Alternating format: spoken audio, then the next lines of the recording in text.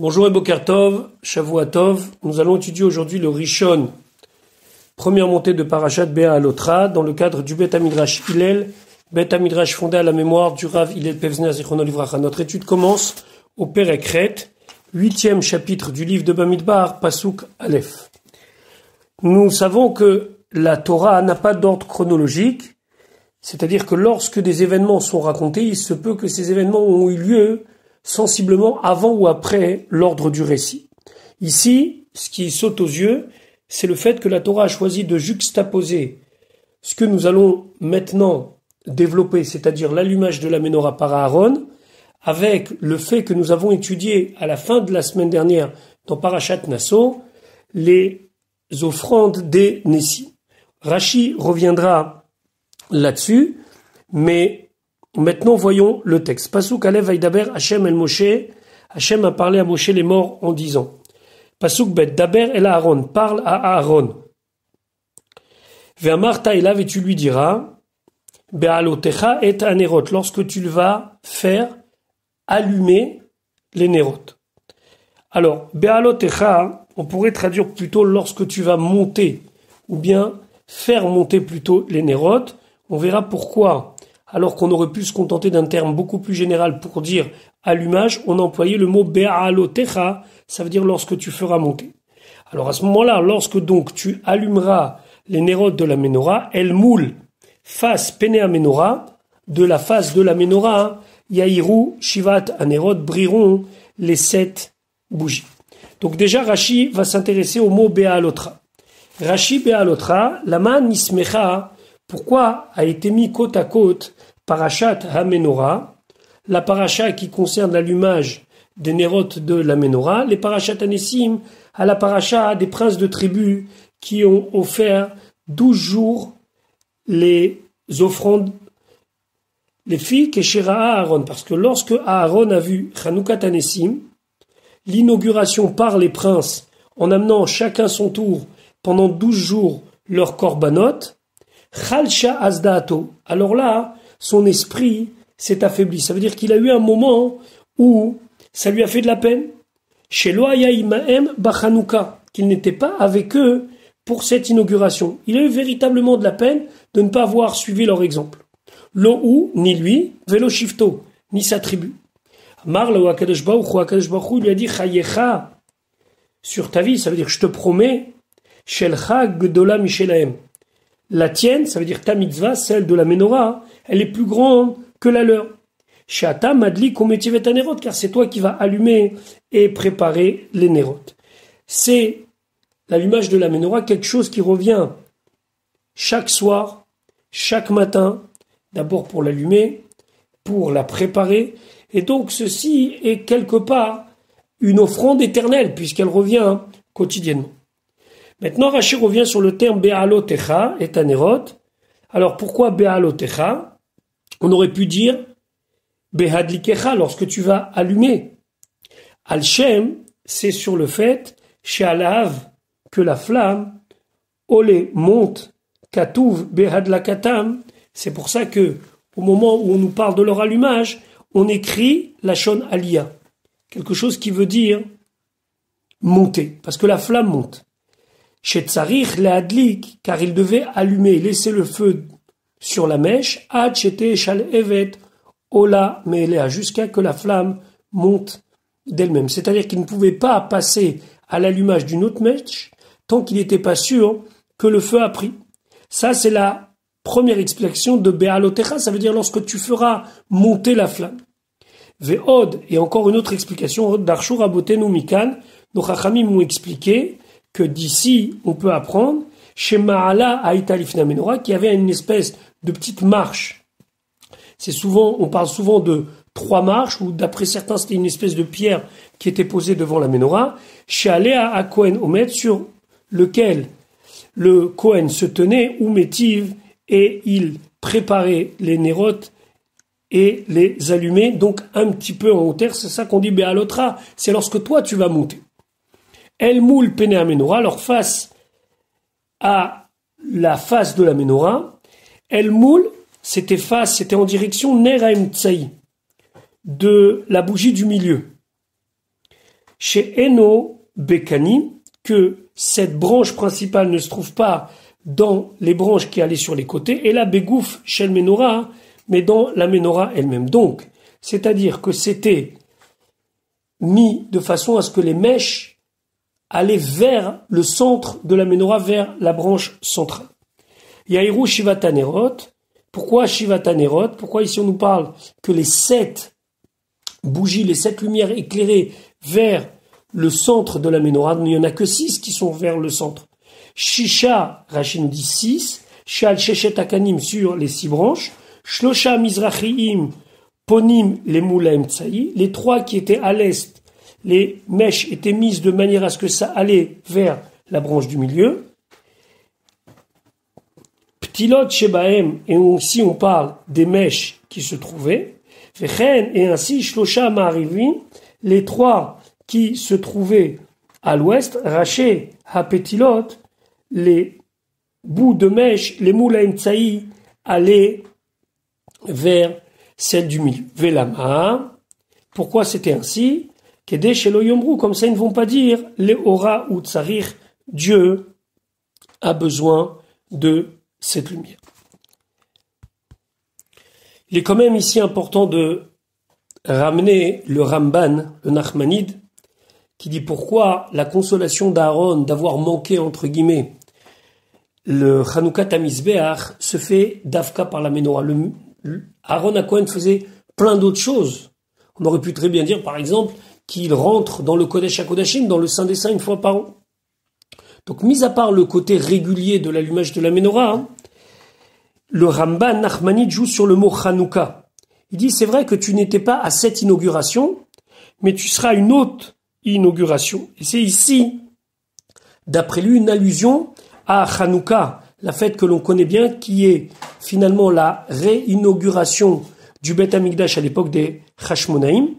Et cette flamme ne s'éteindra jamais puisque la fête de Chanukah est célébrée même après la destruction du Beth Amikdash et même en Galoute. Donc, le Ramban fait plus un lien entre Chanukah du Mizbeach en 2449 et Chanukah qui a eu lieu de nombreux siècles après, à l'époque des Hashmonaïm. Pasuk Gimel. Vaya Sken Aaron. Aaron a fait ainsi.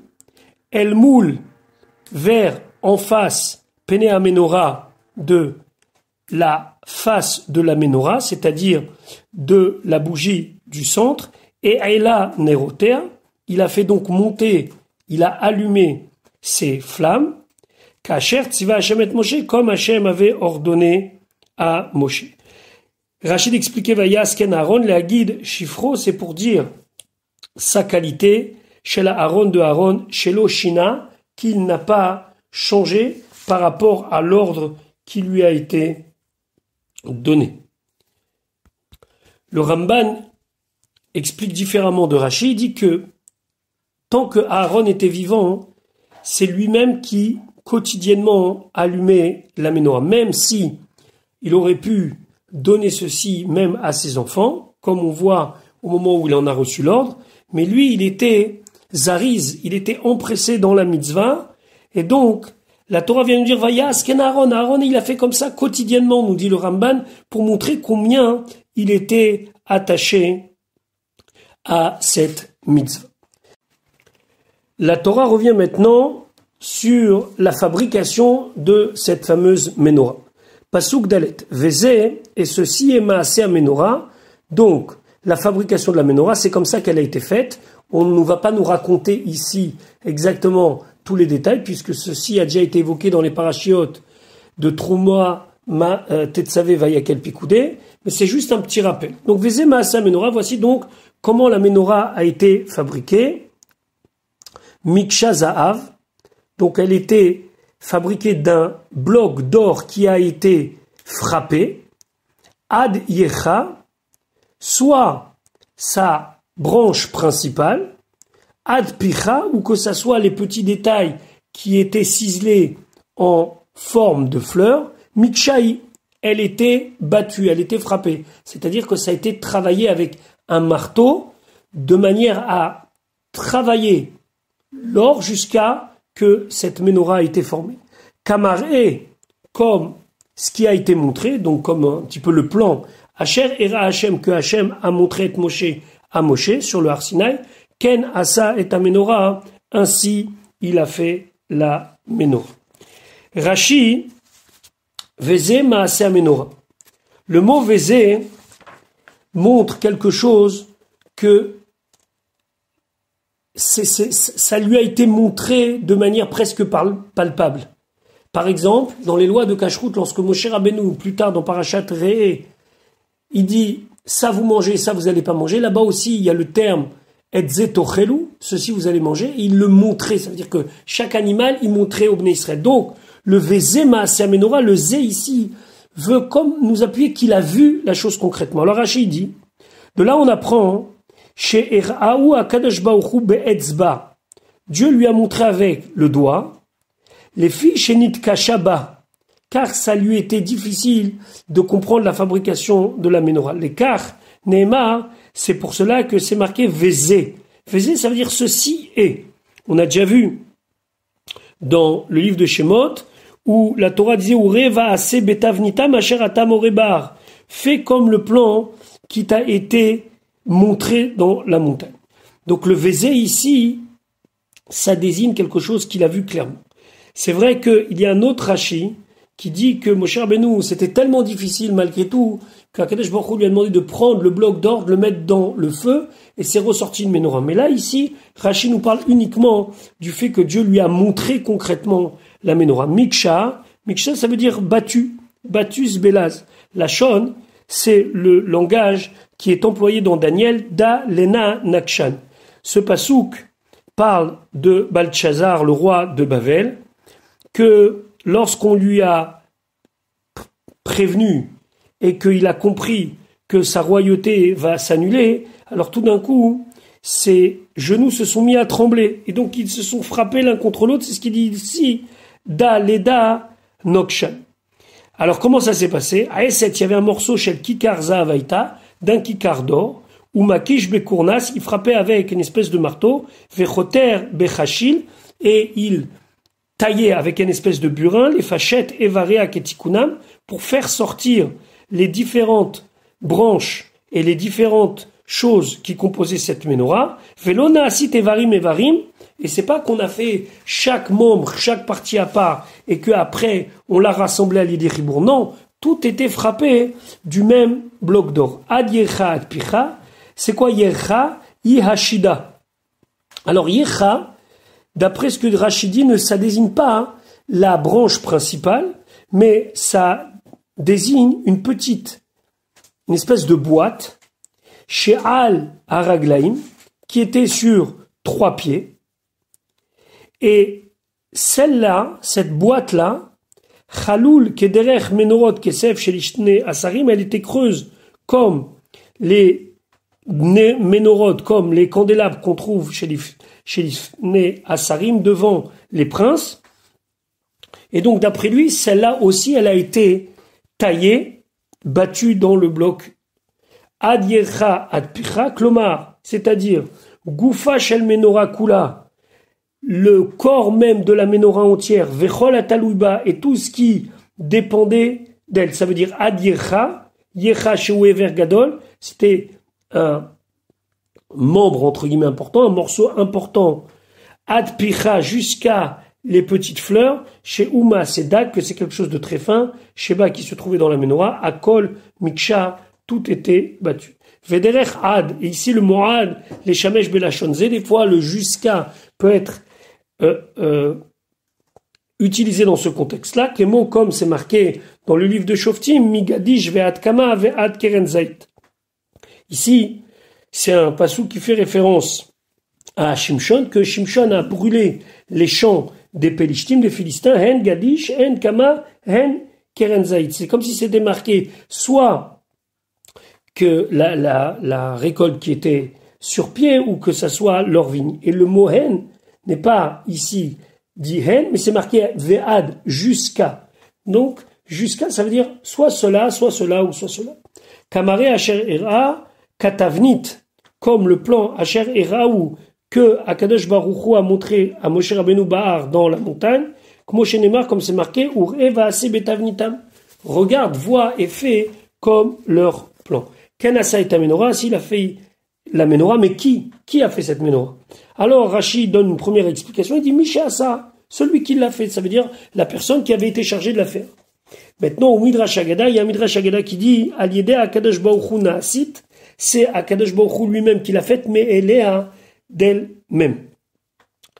Là-bas, dans la paracha de Teruma, on avait expliqué que Moshe Rabbeinu donc a eu des difficultés, donc Shem lui a dit mets le bloc d'or et ça va se faire. Donc c'est pour ça que là-bas c'est employé le terme TAC, ça veut dire qu'elle se fera d'elle-même. Le Gourari, le Maral de Prague, dit alors donc ça veut dire que si la menorah a été faite par Hachem, il y a une mitzvah qu'on n'a pas fait puisque Dieu nous a demandé de faire. Alors lui il explique que Moshe Rabbeinu a mis dans le feu, mais c'est quand même lui qui formait plus ou moins.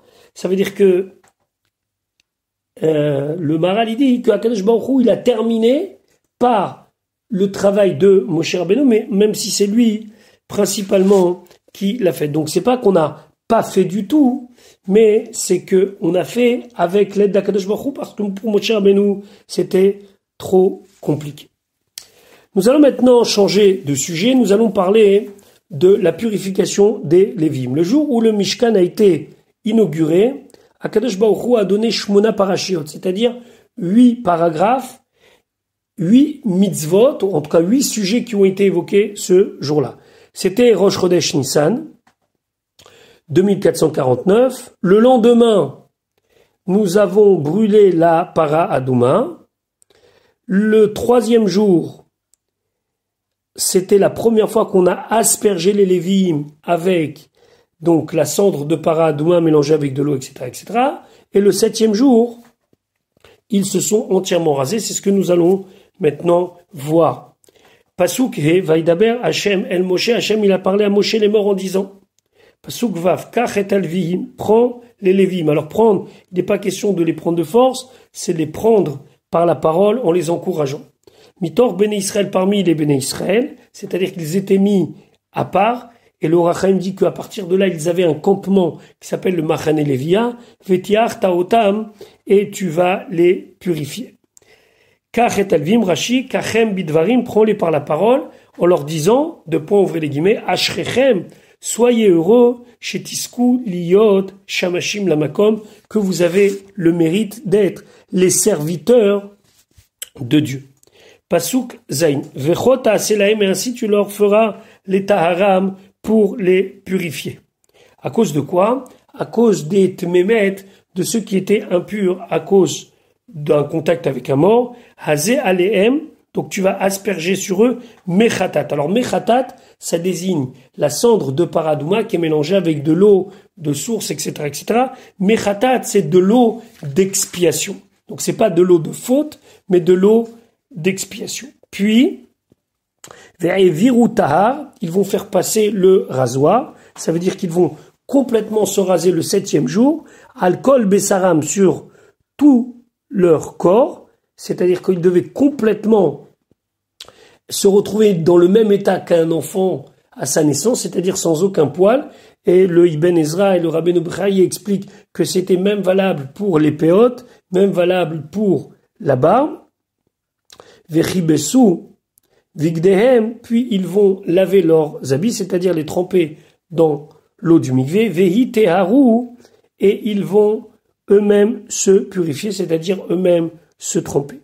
Azé Alem Mechatat, Rachid expliquait, Shel Efer Apara, la cendre de la vache rousse, Mipnet Me Emetim Shebahem, par rapport à ceux qui étaient impurs par le contact avec un mort, et là, peut-être que Rashi fait référence, en tout cas dans d'autres Mefarshim, on fait référence à cela.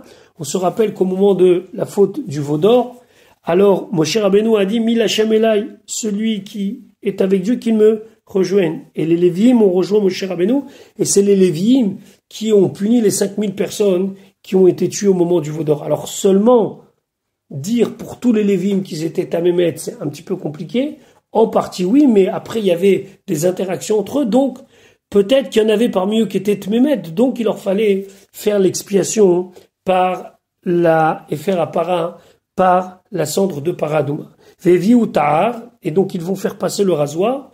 Pourquoi devait-il être complètement rasé de tout poil? Alors il y a la symbolique de l'enfant, mais Rashi ne l'amène pas ici, et il dit Matsati bedivre Rabbi Moshe Darshan, j'ai trouvé dans les paroles de Rabbi Moshe Darshan, les filles shenitenu kapara hala bechorot, parce que les lévim sont donnés en kapara, en expiation des premiers-nés, qui initialement étaient désignés pour servir au Beth Amikdash, chez Avdou Avodat Kochavim, parce que les premiers-nés avaient servi l'idolâtrie au moment du veau d'or, et donc ils ont été changés.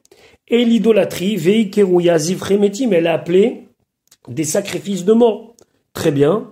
Vea Metzora, maintenant, le lépreux, Karouimet, il est lui aussi appelé mort. Donc on fait une analogie entre la Avodazara, entre l'idolâtrie et les lépreux. L'idolâtrie est appelée Metim, c'est une idole n'a pas de vie. Le Metzora, il est considéré comme Met. On le verra plus tard lorsque Myriam va devenir lépreuse. Alors, on va dire à Moshe Rabbeinu, ne laisse pas notre sœur Kamet comme une morte. Donc, comme un Metzora, il est considéré comme un mort. Iskikam tiglachat kemetzoraim, Dieu, il leur a demandé de se raser comme des lépreux. Donc, reprenons l'analogie. Ils se rasent parce qu'ils sont comparés aux lépreux, qui est considéré comme un mort. Et pourquoi eux, ils sont considérés comme un mort? Parce qu'ils ont fait Avodazara. Pasukret, Velakeru, ils prendront par Ben Bakar, donc un jeune taureau, comme Korbanola, ou Minchato et son oblation, solette de la farine Beloula Vachamen qui est mélangée avec de l'huile, ou Farcheni, et donc un deuxième taureau Ben Bakar, donc jeune, Tikar le Khatat, tu prendras comme Korban Khatat. Rachid expliquait Velakeru par Ben Bakar, Ve'u Ola, c'est un Korban Ola, Moshe Katouv, comme c'est marqué, on le verra plus loin dans le Pasuk Yudbet, Va'ase et Taïchad Ola, tu en feras l'un des deux Ola. Je rappelle que le Ola est un Korban qui monte entièrement pour Hachem. Ve'u Korban Sibour, et ici c'est un Korban communautaire, c'est un sacrifice communautaire, Ba'avodat Kochavim, par rapport au fait qu'ils ont servi l'idolâtrie. Ou Farcheni, Matalmud Lomar Sheni, pourquoi on nous dit un deuxième? Lomar Lecha, c'est pour te dire, Ma Ola non lechelet, comme la Ola n'est pas consommée et qu'elle est entièrement brûlée pour Akadosh Baruch Hu, c'est ce qu'on appelle un holocauste. Af Khatat lo nechelet, même ici, le Korban Khatat, qui habituellement est en partie consommé par les Kohanim, ne sera pas consommé. Et il a un appui dans le Midrash sur le Sefer Vaikra. Alors, là-bas, le Torah de Kohanim explique que lorsque une communauté a fait Avodazara sans faire exprès, alors il devait amener un korban. Ce korban est un korban khatat, mais qui n'était pas consommé, qui exceptionnellement était brûlé, en partie sur le misbéach et en partie à l'extérieur du camp. Alors, d'après ce que Rashi veut nous dire ici, et d'après l'explication de Rabbi Moshe Darshan, on fait un parallèle entre cela et cela, en disant que ici c'est un khatat qui vient expier sur une faute de Avodazara, d'idolâtrie communautaire. Mais Rashi, lui, ne suit pas la voie de Rabbi Moshe Darshan, et il dit, Veomer Ani, et moi je dis, Sheorat Sha'ita. C'était un moment précis où Akadosh Baruch Hu a demandé que ce khatat-là, communautaire, ne soit pas consommé. Chez Seir Haya Laem Leavi le Khatat Avodat Kochavim, qu'il devait amener un Seir comme Khatat pour Avodat Kochavim, Impara Ola, avec le taureau du Ola. Et donc, ça c'est exceptionnel. Alors que lui ne fait pas l'analogie comme nous l'avons vu précédemment. Pasuk tête, Veikrafta et Advim, tu vas approcher les Lévim, l'Ifne Oel Moed, devant le Oel Moed, Veikalta, et tu rassembleras là-bas, et Kol Adat Ben Israël, toute l'assemblée des Béné Israël. Rashi Veikalta et Kol Adat, les fiches al Lévim, puisque les Lévim, Netunim, Korban Kapara Tartem, ils sont comme un sacrifice expiatoire à la place des fauteurs et de la passivité que les Bnei Israël ils ont eu au moment du veau d'or, Yavo veyamdo al korbanam, ils vont venir et ils vont se tenir sur leur korban, puisque ici le korban, ce sont les Lévim, veismechu at yedem alehem, et ils vont mettre leurs mains sur eux, comme pour dire, voilà, vous êtes à notre place comme un korban expiatoire. Pasuk Yud, veikrafta, et tu approcheras et ta les Lévim lifnei Hashem devant Dieu, vesamchou bnei Israël, et ils vont poser les bnei Israël et yedem leurs mains à l'alviim, sur les Lévim comme chaque korban. Le Cheskouni de dire Bnei Israël, c'était pas tous les Bnei Israël, c'était seulement les Bechorot, les premiers-nés, puisque les Lévim prenaient la place des premiers-nés. Pasuk Yudalef, alors comme un korban doit être des fois balancé, ici ça va être le cas. Pasuk donc Yudalef, verset 11. Ve'enif à Aaron, Aaron, il va lever, il va balancer et alvim les Lévim. Ici, ça désigne les Bene Kehat, donc la branche de Kehat, Tenoufa lifnei Hashem, un balancement devant Hashem, comme un korban qui est amené par un Metzora, par un lépreux, mais Bnei Israël, des Bnei Israël, ça veut dire en mission des Bnei Israël, en shlichut des Bnei Israël, vehayu, et ils seront la avod pour servir, et avodat Hashem, le service de Dieu. Rashi Yudalev ve'enif Aaron et alvim tenoufa kederech, comme la manière chez Hashem Metzora, qu'un sham d'un Metzora, d'un lépreux devait être balancé, ta'um tenoufa chai, et devait être balancé lorsqu'il était vivant. Ici aussi, les Lévim, qui sont des corbanotes, qui vont rester bien vivants bien sûr, mais qui sont expiatoires par rapport à la faute des Bechorot, vont être balancés. Maintenant, Rachid dit, Shalosh tenufot nemru beparashazu. Ici, par 3 fois, on va parler d'un balancement. Dans ce pasuk, ve'enif Aaron et alvim tenufa. Dans le pasuk Yud Gimet, ve'enafta otam tenufa Hashem, donc verset 13. Et dans le pasuk Tedva, ve'enafta otam tenufa. Maintenant, c'est pas que les Lévim, ils devaient être balancés, soulevés 3 fois. Seulement, c'est pour nous dire, Arishona, la première fois, l'ivne Kehat, c'est pour les enfants de Kehat. Les Kehat Neymar, c'est pour cela, c'est marqué, Ve'ayu la avod et avodat Hashem. Parce que eux, les Bene Kehat, c'est ceux qui portaient le Aaron, etc., etc. Donc c'était avodat Hashem, les fiches avodat Kodesh HaKodashim Alem, parce que eux, c'était eux qui étaient responsables des choses les plus saintes. Aaron, l'arche sainte, Ve'ashulchan, et la table sur laquelle on posait les 12 pains, etc. Hashnia, la deuxième fois, l'ivne Gershon, c'est pour Gershon. Les cartes Neymarbem, c'est pour ça que c'est marqué Tenoufa Lachem. Parce que chez Af Alehem, car même sur eux, Aïta Avodat HaKodesh aussi, ils avaient une mission sainte. Yeriot ou Kerasim, Anirim Bevet Kodesh HaKodashim. C'était les tentures et les espèces d'anneaux qui les maintenaient, qui étaient visibles depuis le Bet Kodesh HaKodashim. Donc on dit la Avod, alors, pas et Avodat Hashem comme les Bnei Kehat, mais seulement Tenoufa Hashem. Vachelishit, la troisième catégorie, les Bnei Merari, c'était pour les Bnei Merari que eux ne portaient que les choses extérieures, comme les poutres, etc. Et donc, sur eux, on n'avait pas besoin de souligner le côté Lifnei Hashem ou bien Hashem, et donc on a dit, et on le verra plus tard, simplement Tenoufa. Pasuk Yudbet verset 12. Ve Lévim et les Lévim ismechu, ils vont poser et yedem leurs mains al roche à parim sur la tête des taureaux. Va assez et sera fait par Aaron et taïchat khatat, un comme korban khatat, ve taïchad ola et un comme korban ola l'Hashem au nom de Dieu les rapper à la Lévim pour expier la faute des Lévim. Alors pourquoi d'abord le khatat après l'ola? D'abord on se fait pardonner, korban khatat, et après on amène un cadeau au korban ola. Pasuk Yud Gimel, ve'amad et taïtalvim, et tu vas placer, tu vas mettre les Lévim, l'ifne Aaron devant Aaron, ve'lifne Vanav, et devant ses enfants, c'est comme un signe pour leur dire c'est à vous, ve'nafta otam, Aaron donc va les balancer, les soulever, tenoufa l'Hashem, un balancement pour Dieu, il va les soulever pour Akadosh Baruch Hu. Comme on a dit, c'est l'Hashem parce qu'il s'occupait des choses les plus saintes. Pasuk Yud Dalet, Ve'ivdalta et Alvim, tu vas séparer les Lévim, C'est-à-dire que par le fait que tu vas leur faire ça, ils vont être considérés comme une catégorie à part.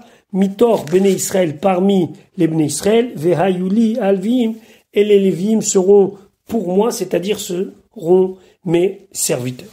Voilà pour aujourd'hui. Je vous souhaite une bonne journée et Bezrat Hashem, on se retrouve demain pour la suite de l'étude de notre paracha.